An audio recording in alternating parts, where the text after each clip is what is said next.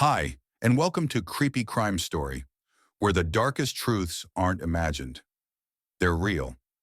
The sun hadn't yet risen over Salt Lake City when a maintenance worker found her, face down, partially clothed, shot in the head. She was just 18. That morning, Christine Gallegos became a silent entry in a file that would stay cold for 40 years. But this is the story of how her voice finally returned. At 4:02 a.m. on May 16, 1985, Salt Lake City Police Department dispatchers received a call from a city maintenance worker who had discovered a body near Jefferson Street, just south of the old minor league ballpark. The worker was on his early morning route when he noticed something unusual at the edge of the service road, a human form, unresponsive and sprawled across a patch of dirt and broken grass. Officers arrived within minutes. The scene was already silent, the streetlights flickering weakly overhead, casting irregular shadows across the crumpled figure. The victim was identified later that day as Christine Gallegos, born in 1967, resident of Kearns, Utah. She had left her home around 10:30 p.m. the night before to make her overnight shift at a downtown fast food restaurant. Christine did not drive. She often relied on rides from friends or occasionally hitchhiked, a practice that was not uncommon among teens at the time. Her body was discovered less than 5 miles from her home. The autopsy later confirmed two fatal gunshot wounds to the head, consistent with a small caliber handgun fired at close range. Additional findings included contusions to her face, arms, and lower back. There were clear indications of sexual assault. The medical examiner recovered a DNA sample, which at the time could only be preserved for potential future analysis. In 1985, the state of forensic science simply wasn't equipped to process it meaningfully. Christine's clothing was found disheveled. Her shoes were missing. No purse, no ID, no obvious defensive wounds on her knuckles, but there was a broken fingernail embedded with dried blood. The scene had minimal disturbance beyond the area around the body. No drag marks, no tire impressions, and no signs of a struggle across the street. Just the victim and a growing pool of questions. The initial investigative efforts were methodical but quickly stalled. Detectives canvassed local businesses and apartment complexes along the main corridor. No surveillance footage existed. No witnesses reported hearing gunfire. No shell casings were recovered, leading investigators to believe the weapon had either been cleaned on site or the casings had been removed. At the time, it wasn't a priority for the press. The murder of a young woman, though tragic, didn't generate citywide alarm. There were no vigils, no televised interviews with grieving friends. Just a clipped article on page 5 of the Salt Lake Tribune. Teen found dead near ballpark, investigation ongoing. Christine's mother, Teresa Gallegos, filed a missing person report just hours before the body was identified. She told officers her daughter never missed work unless something was seriously wrong. Teresa mentioned a conversation earlier that week. Christine had confided that someone had been watching her on her route to work. A man in a car, she said, but she couldn't describe the vehicle or the license plate. That information was logged, but with no other physical description or proof of stalking, the tip didn't go far. 3 suspects were considered in the early weeks. One was a former boyfriend, interviewed twice. He had a solid alibi. He was out of state at the time. Another was a registered offender who had previously assaulted a woman 2 blocks from the crime scene, but he had been incarcerated during the week of Christine's murder. The third was a transient man seen loitering near the Jefferson corridor. Officers brought him in, but his fingerprints and shoe size didn't match anything from the scene. No one was charged. The case file grew thicker with dead ends. The forensic reports, limited by the tools of the era, sat on a shelf in a storage facility downtown. There was no murder weapon, no eyewitness, and no digital trail. Only a preserved DNA sample, sealed and frozen, waiting for a science that didn't yet exist. In 1987, the case was formally categorized as inactive but open. One detective wrote in his final note, "Victim appears to have been targeted. Nature of attack suggests familiarity or premeditation. No suspect fits all physical evidence. Recommend future review upon advancement of DNA technology."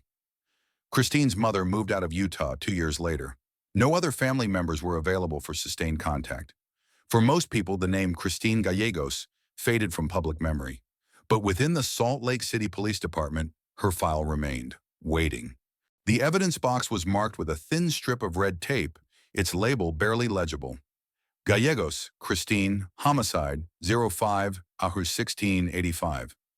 For nearly 4 decades, it sat untouched on the 4th floor of the Salt Lake City Police Department's evidence archive, an aging relic buried among thousands of unresolved cases.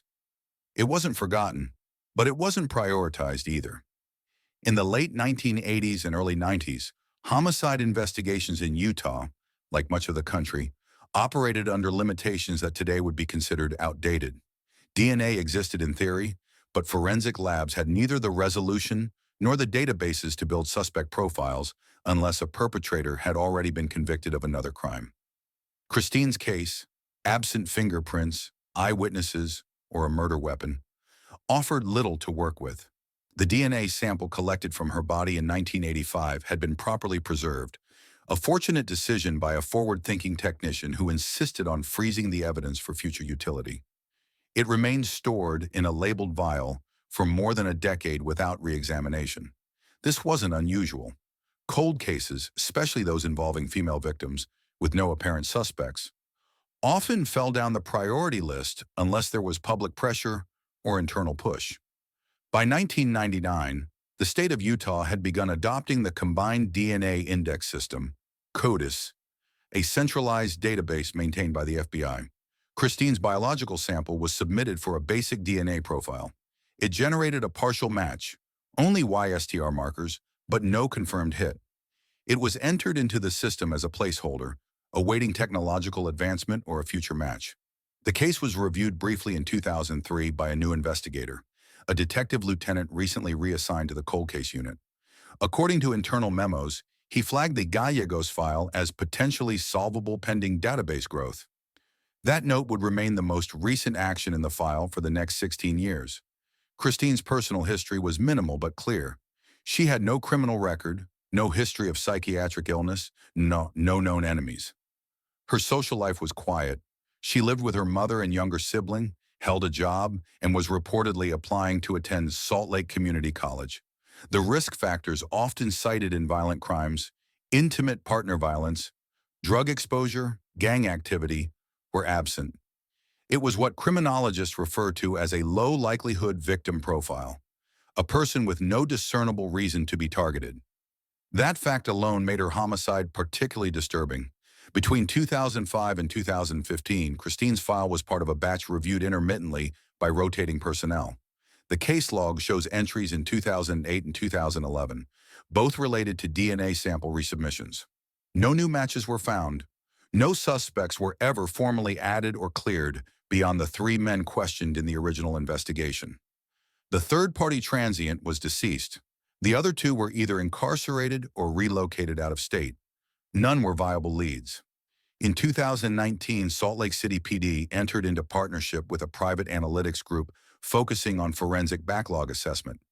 One of their proposals included leveraging investigative genetic genealogy, a technique that had recently helped solve the Golden State Killer case in California. At the time, Utah lacked internal infrastructure for full-scale IgG analysis. It would take another 4 years, multiple grants, and a shift in departmental leadership to finally move forward. May 2023 marked a turning point. The Christine Gallegos homicide was one of 5 cases selected by a newly formed DNA task force to be outsourced to Arthur Minke, a Texas-based lab specializing in next-generation sequencing. The justification was direct: multiple forensic samples, preserved DNA, and no existing suspect match.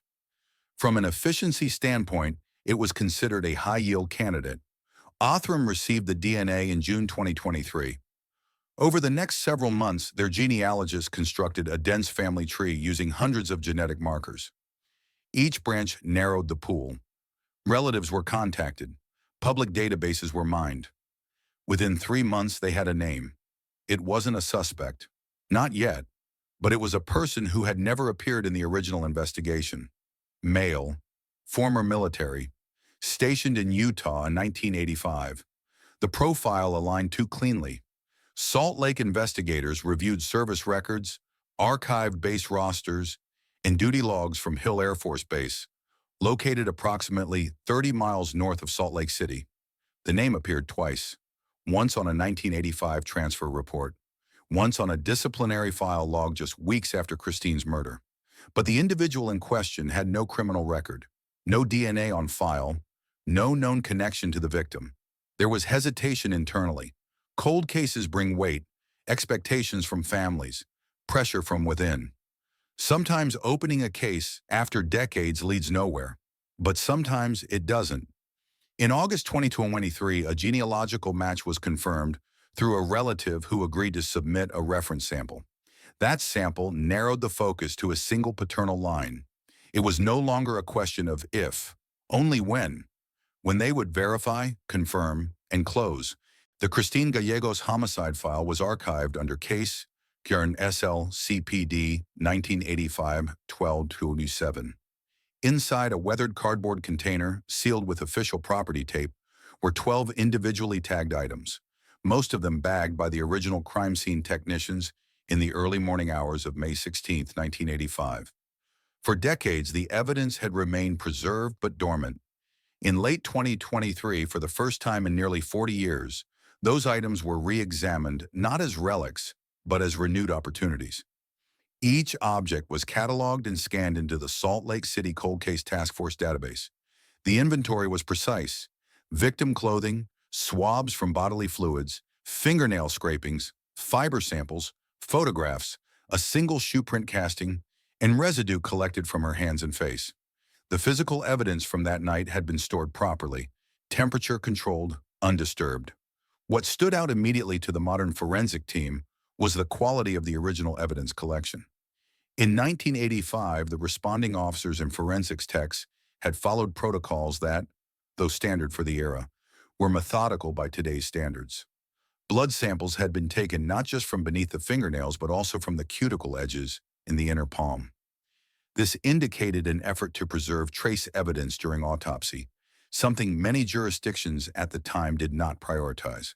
The victim's clothing, jeans, a white undershirt, and a lightweight jacket, was analyzed using modern 3D blood spatter mapping. A pattern on the inside collar of the jacket confirmed an arterial spray consistent with close-range firearm discharge. Luminol testing conducted in late 2023 revealed a previously undetected transfer stain on the waistband of her jeans. DNA analysis confirmed it was not Christine's blood. The most significant forensic development in this phase came from a reprocessing of the vaginal and anal swabs. When examined using short tandem repeat (STR) amplification, a full male DNA profile was obtained. That profile was cross-checked with the partial markers obtained back in 1999. This was now a confirmed match. The same genetic material preserved in 1985 had yielded a complete suspect profile in 2023. Investigators also revisited the casting of the shoe print found 2 feet from the body. The original analysis had concluded that the impression belonged to a size 11.5 men's athletic shoe, likely a military training boot. Using updated software, the new team determined the outsole pattern was consistent with a specific model issued to U.S. Air Force personnel in the early to mid-1980s. While not a conclusive identifier, it corroborated later genealogical research pointing toward an individual with an Air Force background. Fibers collected from Christine's clothing, specifically 3 blue synthetic strands embedded in the back of her jacket, were re-examined. Originally marked as non-distinct, new analysis identified them as matching the thread composition used in military-issued vehicle seat covers. The detail was niche but relevant. The absence of road debris on Christine's back indicated she had not been dragged. Instead, she had likely been transported in a vehicle and then placed on the ground with minimal movement post-mortem. Autopsy records were revisited. The coroner's report from 1985 had been thorough, but without modern enhancements. A digital reconstruction of wound trajectories, conducted using CT mapping, confirmed the 2 gunshot wounds had been inflicted from a downward angle, consistent with someone standing over her while she was on the ground. The position of the bruising on her inner arm and shoulder supported restraint prior to the final shots. There was also an overlooked slide from the original autopsy, a skin fragment collected from under the victim's fingernail. The updated lab tests confirmed the presence of degraded epithelial cells. While insufficient to yield a complete profile independently, the sample bore allelic similarities to the full STR profile derived from the semen, supporting the likelihood of a physical altercation between Christine and her killer. The reprocessing of the evidence, each item reassessed under enhanced technology in strict chain of custody control, marked a definitive shift. For the first time, investigators had both biological and circumstantial forensics aligning with an emerging profile. It wasn't theory anymore. It was data. Internally, one senior analyst noted, "This level of correlation in a cold case is rare. Most of the time, we're lucky if we get half this clarity." But there was still no direct suspect on record. No photograph, no confession, no surveillance. The pieces were forming a shape, but the face was still missing. The significance of the material findings could not be overstated. It meant that whoever had committed this crime had not left the scene clean. Despite the absence of a weapon, the careful positioning of the body, and the attempt to obscure trace materials, the killer had failed to eliminate himself from the crime scene entirely, and the DNA had waited, intact, precise, silent. As the forensic team documented their findings, they submitted the complete STR profile to Othram Lab for IgG triangulation. The results, they were told, would take several weeks. But the breakthrough had happened. The evidence wasn't speculative anymore. It was actionable. The full DNA profile obtained from Christine Gallegos' preserved evidence was logged into the Othram Forensic Genealogy System in October 2023. It had taken nearly 4 decades for the science to meet the evidence. Now that match was no longer theoretical. It was quantifiable, traceable, and ready for mapping.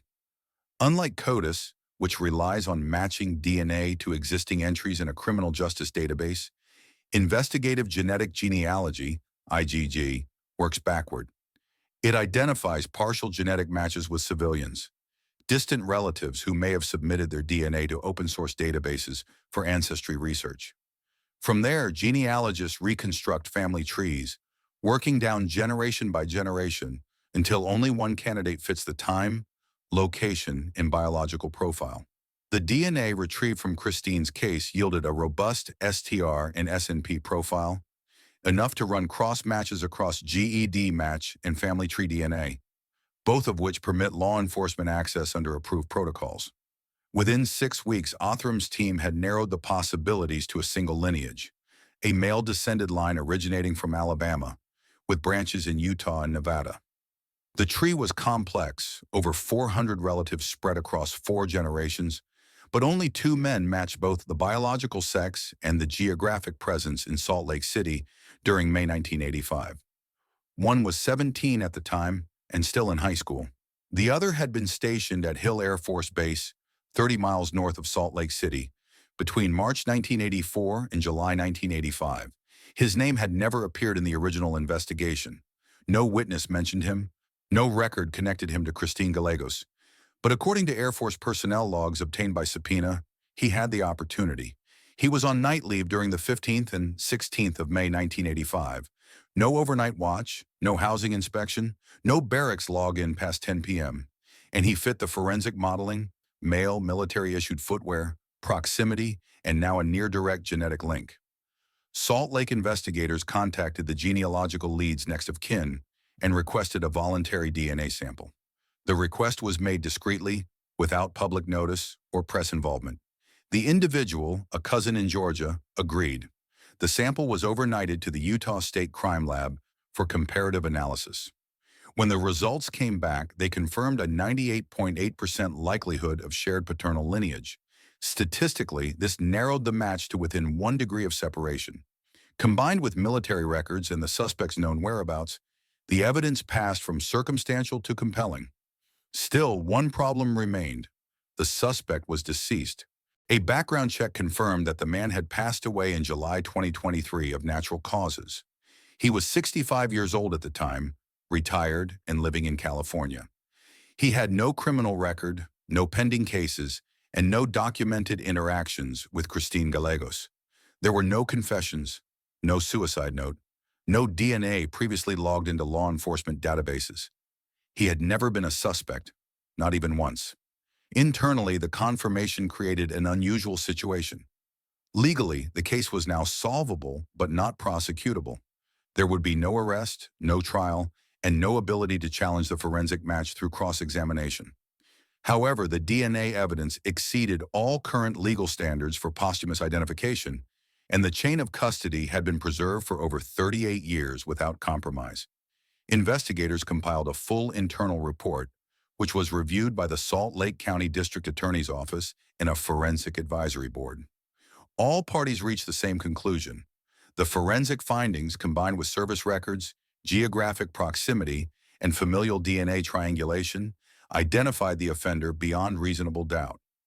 By January 2024, Christine's case was formally classified as closed, suspect deceased. The result triggered a policy review across Utah law enforcement.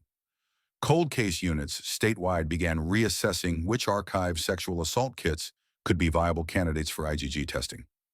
The Gallegos case became a use case example in multiple training modules and was cited in the state legislature as justification for expanding forensic genealogy funding. For the detectives who had worked the case in its early years, many now retired, it wasn't closure in the traditional sense. But it was an answer. Christine hadn't been forgotten. She'd just been waiting on science.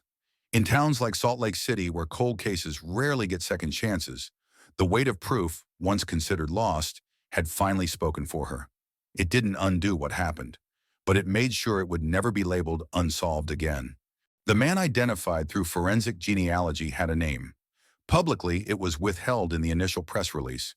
Privately, within the case files and the closed-door sessions of Salt Lake City PD, it was known. A former U.S. Air Force serviceman stationed at Hill Air Force Base in the spring of 1985, age 27 at the time of Christine Gallegos' murder. No known criminal history, no connections to her family, no presence in any prior witness reports. He'd lived among the community, gone unnoticed, and eventually moved out of Utah within 2 years of the crime. According to military personnel records, he had been placed on rotating night shifts through early May 1985. From May 14 through May 16, he was listed as off-duty, with no assigned barracks check-in or task order. Internal logs from Hill AFB, preserved in microfiche archives, confirmed he was authorized to leave base those evenings without restriction. No one logged his return. Further personnel files indicated a formal warning issued in June 1985, repeated unexplained absences, pattern of insubordination, and failure to report to secondary duty assignments. He wasn't discharged, but the report noted a recommendation for non-renewal upon service term completion. By January 1986, he was no longer enlisted. That record went dormant until the IgG match placed him back in the center of a homicide. Investigators retraced his post-military life. Public records showed relocations from Utah to Nevada, then to California. He maintained steady employment, warehouse jobs, vehicle logistics, contract work, but never stayed more than 5 years in one city. There were no outstanding warrants, no arrests, and no known incidents of violence reported to law enforcement.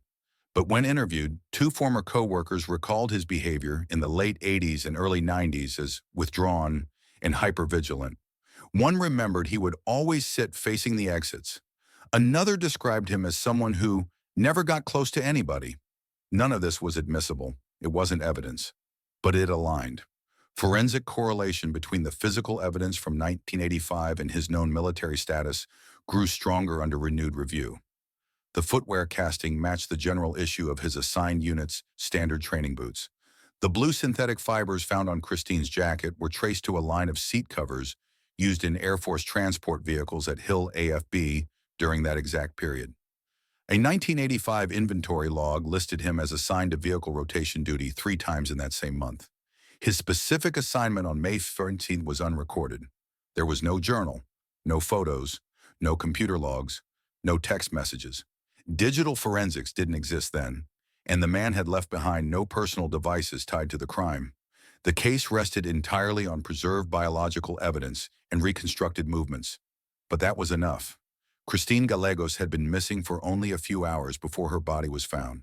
The suspect had a window of less than 6 hours between her last known sighting and the discovery of her remains.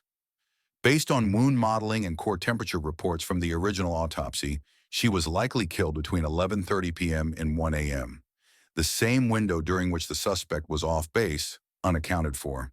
The timing, the location, the DNA, the military connection, it didn't come with a confession, but it didn't have to. From a law enforcement perspective, this case was rare. Few cold cases maintain such evidentiary integrity after decades.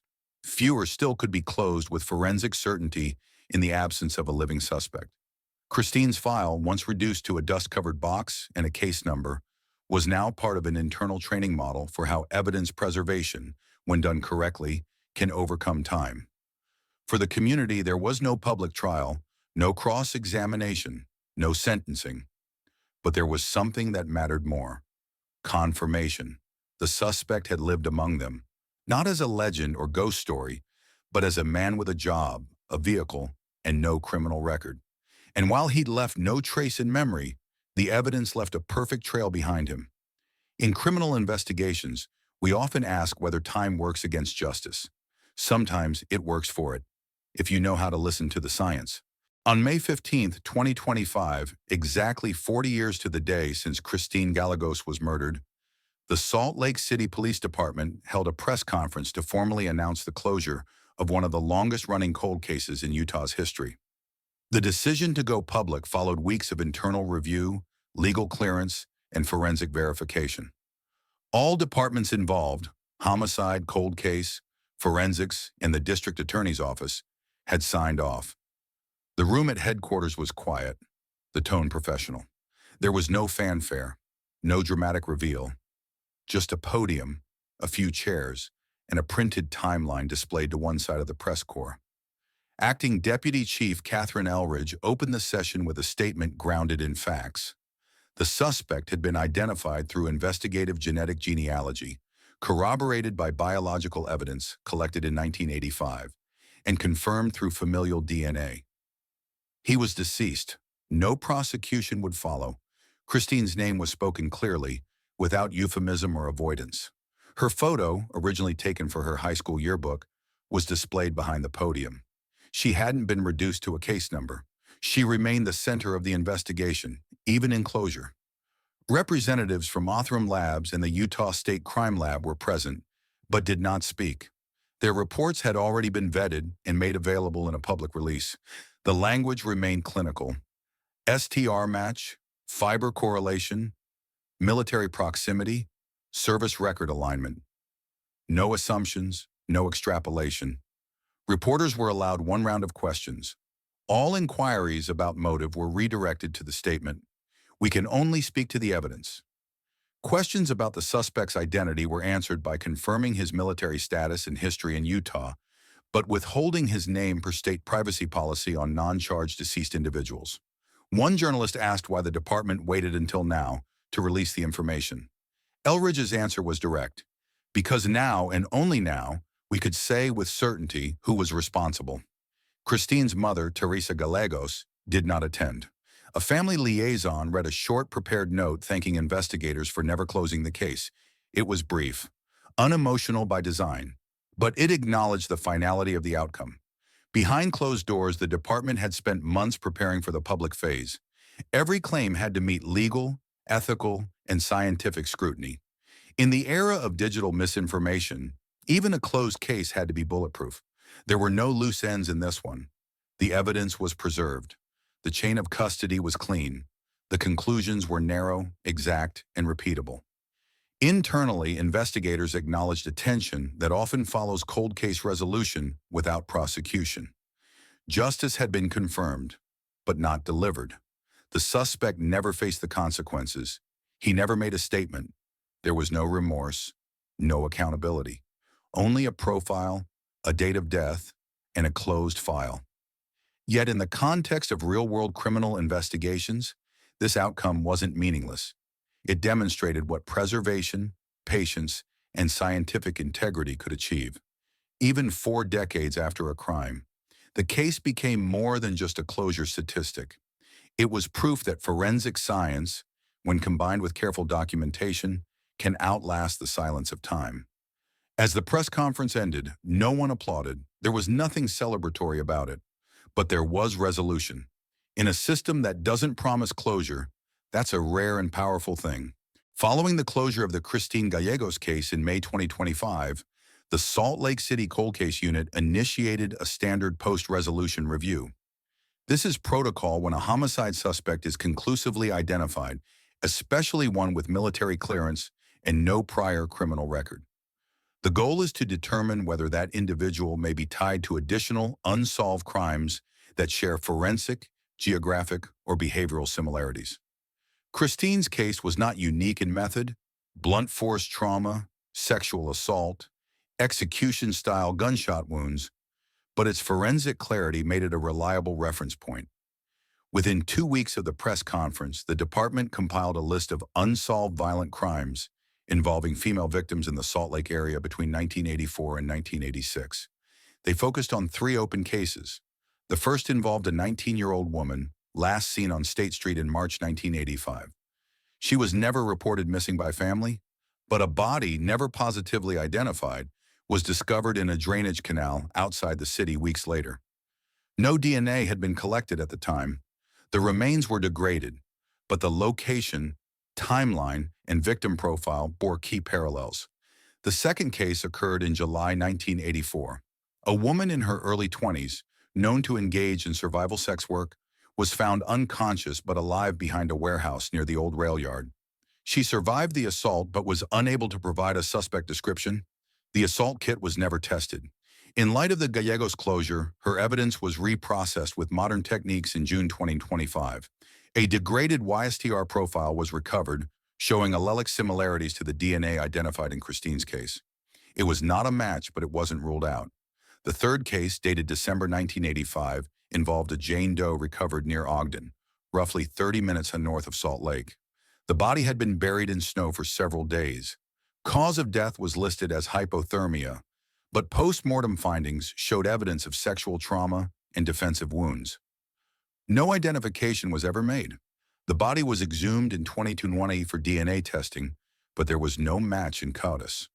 Following the Gallegos breakthrough, the sample was cross-referenced with the same genealogical data.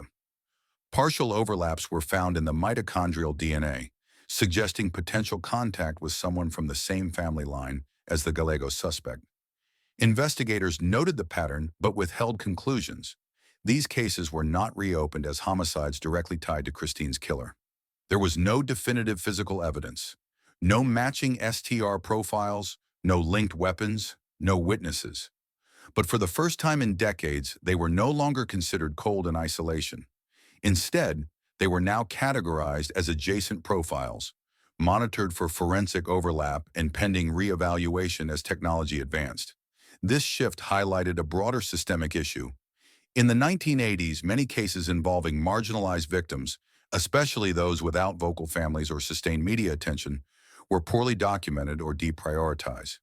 That institutional neglect left potential serial behaviors undetected, buried under disconnected casework.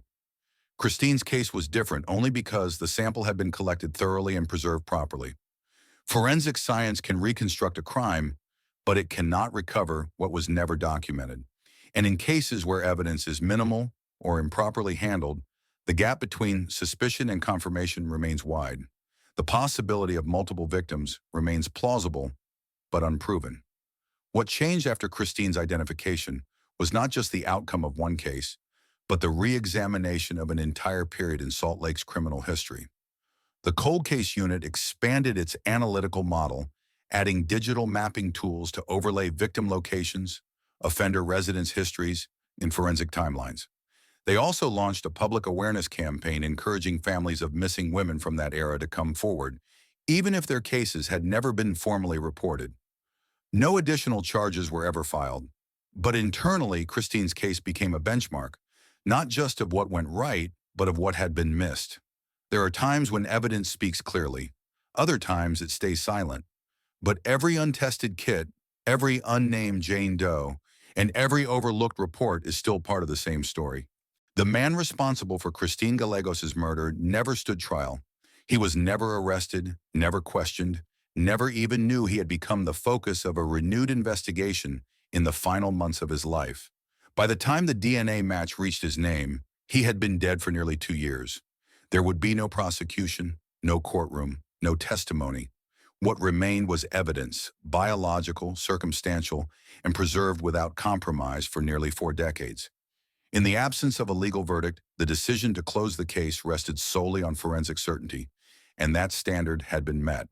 The legal system as it stands is built around the presumption that justice is tied to accountability, a face in court, a sentence, a resolution. But cases like Christine's redefine that standard. Here, the only form of accountability was identification, a name confirmed, a timeline validated, a profile matched without contest. For the Gallegos family, there would be no satisfaction, only confirmation that someone had been responsible and that science had finally named him.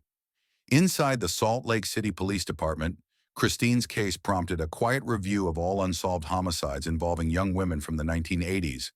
It also reshaped how cold cases were prioritized, not by noise or political pressure, but by forensic viability. Kits previously dismissed as too old or too degraded were re-examined. Protocols were updated, budget was redirected. In Christine's name, systems evolved.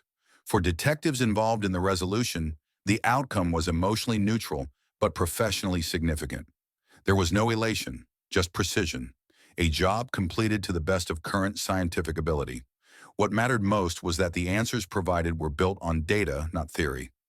In interviews conducted for internal documentation, one investigator put it plainly: it was never about closing a file, it was about getting it right, even if it took 40 years.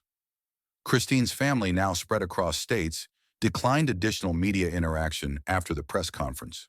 The liaison assigned to them shared a final message.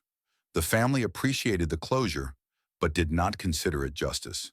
They had no desire to speak of the man who caused their loss.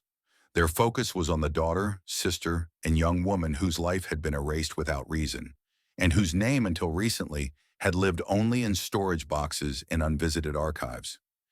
In June 2025, Christine Gallegos' name was added to a permanent registry at the Utah Cold Case Resolution Archive, a database used in law enforcement training. Her case was studied in courses on chain of custody preservation, evidentiary patience, and the ethical application of investigative genealogy. She became more than a victim. She became precedent. A simple bronze plaque was installed near the location where her body had been discovered, between two parking lots now converted into student housing. It carries no image, no biography, just a name, a date, and one sentence: identified, not forgotten. There were no speeches, no ceremony, just quiet acknowledgement. In the end, Christine Gallegos' story is not one of closure in the traditional sense. It's the story of a system that failed to catch a killer in time, but refused to erase the crime. It's a case about what it means to document, to preserve, and to believe that science may speak long after those who need it have gone silent. And for every family still waiting on answers, Christine's file offers proof that even after decades of silence, the truth still holds. I've spent years telling stories like Christine's, cases where justice arrives late or not in the way we expect. And if there's one thing I've learned, it's this: time doesn't erase the truth. It only delays it.